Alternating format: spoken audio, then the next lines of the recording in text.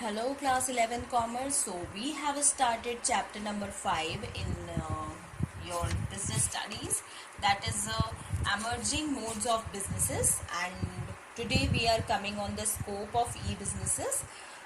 This is the part 2 of this chapter. So, e-business we can cover e-business के बहुत बड़ा scope होता है, बट हम इस स्कोप को कुछ 5 पार्ट्स में डिवाइड करेंगे: B2B, intra B, B2E, C2C and B2C. These are the 5 broad scope of e-businesses. So first we will cover B2B. What is B2B? It is business to business interaction. जब एक business दूसरे business के साथ interact करता है, business करता है electronic medium से, उसे हम कहते हैं B2B, business to business. It provides an opportunity to a firm to interact with other businesses involved in e-commerce. Okay इसमें क्या होता है कि एक अपॉर्चुनिटी प्रोवाइड करता है जिसमें एक फर्म दूसरे बिजनेसेस के साथ इन्वॉल्व होती है through e commerce. It helps the firm to interact with the other businesses who may act as their suppliers, vendors और डिस्ट्रीब्यूटर. इसमें एक बिजनेस दूसरे बिजनेस के साथ इन्वॉल्व हो सकता है, जिसमें एक बिजनेस दूसरे बिजनेस का सप्लायर भी हो सकता है, वेंडर भी हो सकता है, डिस्ट्रीब्यूटर भी हो सकता है. It reduces the need to restrict the business activities at one place. Activities can be conducted at different places depending upon the cost effectiveness and efficiency.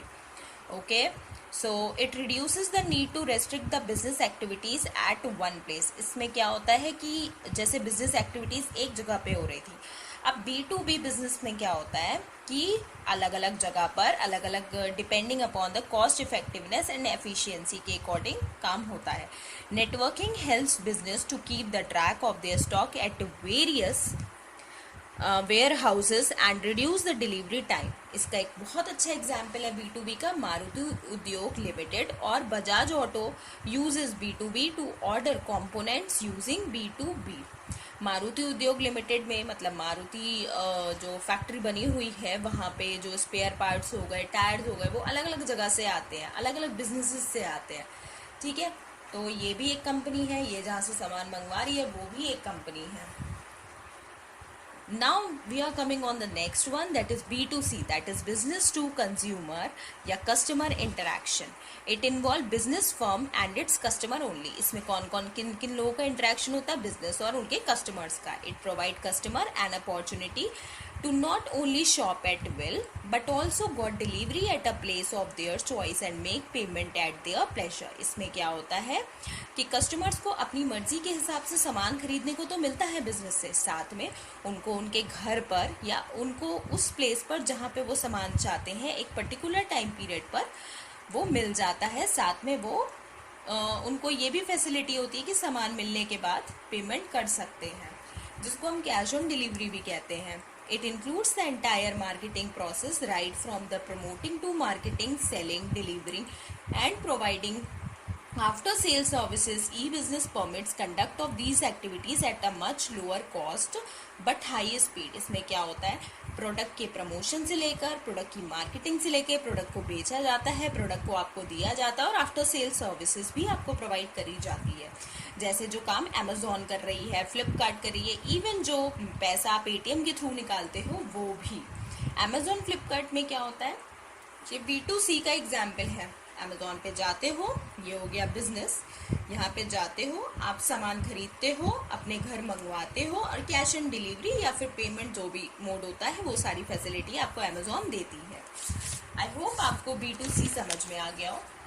Coming on the next one, that is intra B. It means within the business. Intra B मतलब business के under. जो हम electronic medium से ई business करते हैं वो हम कहते हैं intra B. It involves all individual और parties within a business organisation. इसमें वो सारे लोग होते हैं या वो सारी पार्टीज होती हैं जो बिजनेस के अंडर काम कर रही हैं. It uses intranet to manage interaction and dealing among various department or individual within an organization. The intranet facilities provide better coordination, well-informed employees, faster decision, quicker and effective implementation. Intranet facilities use करी जाती है, जिससे क्या होता है कि जितने भी एम्प्लॉयज़ हैं वो आपस में बहुत अच्छे से कोऑर्डिनेट कर सके और बहुत फास्ट डिसीजन लिए जा सके। जैसे marketing department manager may use intra B commerce instead of visiting office to inform production department about the. अब मार्केटिंग डिपार्टमेंट ने सीधे प्रोडक्शन डिपार्टमेंट को कॉल करा, उन्होंने इंटरनेट यूज़ करा और उन्होंने बता दिया कि भाई हमें इतने इतने प्रोडक्ट्स की ज़रूरत है, आप प्रोडक्शन तुरंत करें।